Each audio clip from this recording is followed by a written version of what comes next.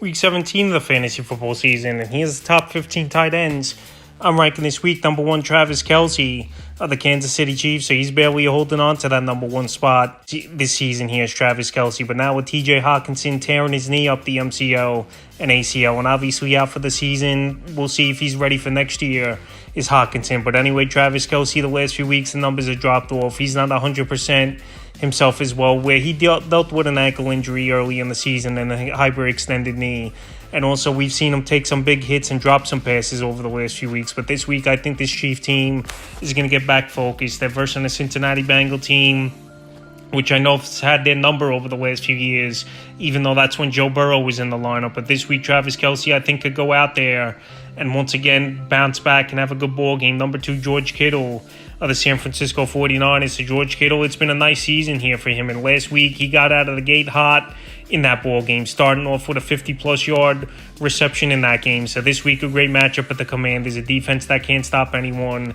And Kittle's been a matchup problem. Obviously, health's been the only concern for him over the last few seasons. But this week, with a great matchup and him and Brock Purdy on the same page and hitting on big plays, and especially the yards after catch this year, I like Kittle having a big game once again. Number 3, Sam Laporta of the Detroit Lions. So Sam Laporta, what a rookie season it's been for him. I know this week a tougher matchup at the Dallas Cowboys, but Laporta is a matchup problem. He's the number 2 option in the passing game behind St. Brown for this Detroit Lion team. And Jared Goff and him have good ESP and a good rapport, and he's a big target, especially in the red zone. So this week, it wouldn't be surprising to me if he goes out there and has his way, even though this Dallas Cowboy defense has been a solid unit for the most part of the year. Number 4, David Njoku of the Cleveland Browns. And Njoku, he's been a touchdown machine over the last few weeks here, scoring 4 touchdowns in the last 3 weeks. And Njoku and Joe Flacco have a great rapport. This offense is hitting on all cylinders, especially Amari Cooper after coming off a game over 260 yards in that one. This week, I know, tougher matchup versus the New York Jets, where they're one of the better defensive units in the league. But David Njoku, since he's healed up from that fire pit accident, he's taking off and making plays. And Joe Flacco has rejuvenated this whole offense, believe it or not, is the 38-year-old. So David Njoku, he's been a matchup problem. And this week versus the New York Jets, even in a tougher matchup, I like him as a top-end performer at the tight end position. Number 5, Trey McBride of the Arizona Cardinals. So Trey McBride, he puts up fantasy points. He puts up numbers, and I've said this a lot this season in my videos. He's been one of the top tight ends to come out of college over the last few seasons. This week, a decent matchup with the Eagles, where their defense really hasn't stopped anyone this season as well. And Trey McBride's going to give these linebackers and safety some issues, and him and Kyler Murray are locked in. I know last week the numbers weren't all that great, but McBride, for the most part, weekly is anywhere from the top 5, top 8 in fantasy points. Number 6, Evan Ingram of the Jacksonville Jaguars. So it's not looking great that Trevor Lawrence will play in this ball game, but C.J. Beathard, obviously a journeyman quarterback. He had some starting experience with the 49ers a few years ago, but Evan Ingram's going to be a good target for a backup quarterback, and we've seen it a lot throughout the years. The backup quarterback, he likes targeting the tight ends and younger quarterbacks as well. So this week with Beathard most likely in their quarterback, I think Evan Ingram once again could go out there and make plays. They line him up everywhere on the field, outside, inside on the seam, and in the slot. And also, we've seen him take some end around. So right now with Christian Kirk, who's obviously been out multiple weeks,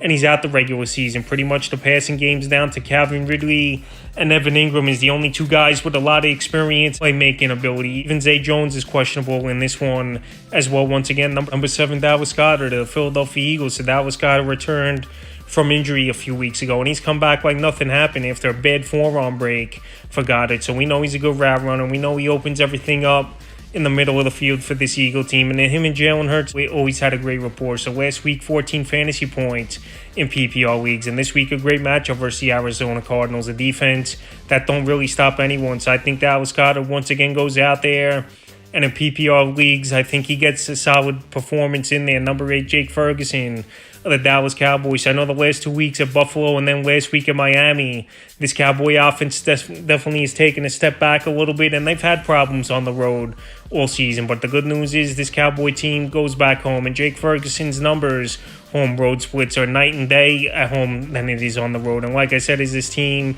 as a whole. So this week's Saturday night ball game, potential shootout between these 2 teams with the Lions and Cowboys with solid offenses.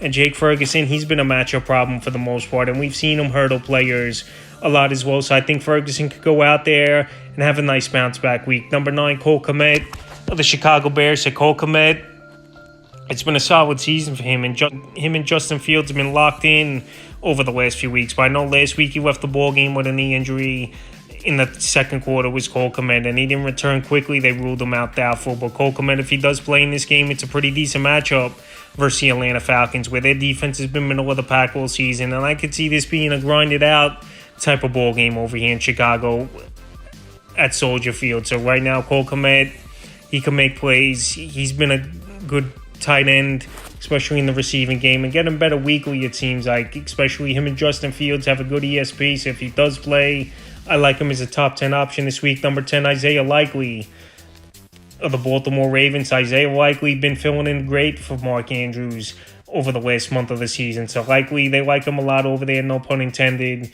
is this Baltimore Raven team. He's a good route runner. He's got good height, and he's a guy that's got good yard after catch ability as well. And we've seen it over the last month since he got inserted into the starting lineup. So this week in a potential shootout versus the Miami Dolphins, where their defense is middle of the pack versus tight ends this season, I think he goes out there. He's Isaiah Likely, and in PPR weeks, he'll get anywhere from 8 to 12 fantasy points. I believe, once again, number 11, Dalton Schultz of the Houston Texans. So Dalton Schultz, he was on a nice run with C.J. Stroud, and then Schultz missed a few games with a hamstring injury. Then he returned, and Stroud hasn't been back now, and hopefully Stroud returns in this one. But this week, a good matchup versus the Tennessee Titans, where they've had trouble all season stopping wide receivers and tight ends, where the Titans, they stop the run well, but you could pass on them all day. So I think Dalton Schultz, he could find some holes in the middle of the field. We know he's got good hands and a good possession tight, and also he's got a knack for the end zone. We saw it last season with the Cowboys, and we've seen it at times this season with this Houston Texan team. So this week in a matchup where, like I said, the Titans have been horrible all year versus the pass, I think Schultz goes out there and has another good performance. Number 12, Tucker Kraft of the Green Bay Packers. So Tucker Kraft, he's been a solid tight end filling in for Luke Musgrave over the last 5 or 6 weeks. And the last month of the season, he's had 4 games in a row with double-digit fantasy points in PPR league. So this week, a good matchup at the Minnesota Vikings, where their defense has pretty much been hit or miss this season, but also teams have moved the football well on this Minnesota team. We saw it last week with Detroit. We've seen it pretty much weekly besides that Raider game. And I think on Sunday Night Football, this Green Bay Packer team's going to move the football well. And Tucker Kraft, once again, has a solid game. Number 13, Kyle Pitts of the Atlanta Falcons. So Kyle Pitts, he looks like a different type of player as a quarterback that could get the football down the field and try to get the ball to Kyle Pitts. So last week, he found the end zone early in that ball game with a 30-plus yard touchdown. And this week, a decent matchup at Chicago. I know the weather's probably going to be nasty. It's going to be cold out there. But Kyle Pitts, he's one of the better tight ends. What he could do out there, he could do everything. He's got good strength. He's a decent blocker, could run good routes, and he can line up on the outside or the inside as well.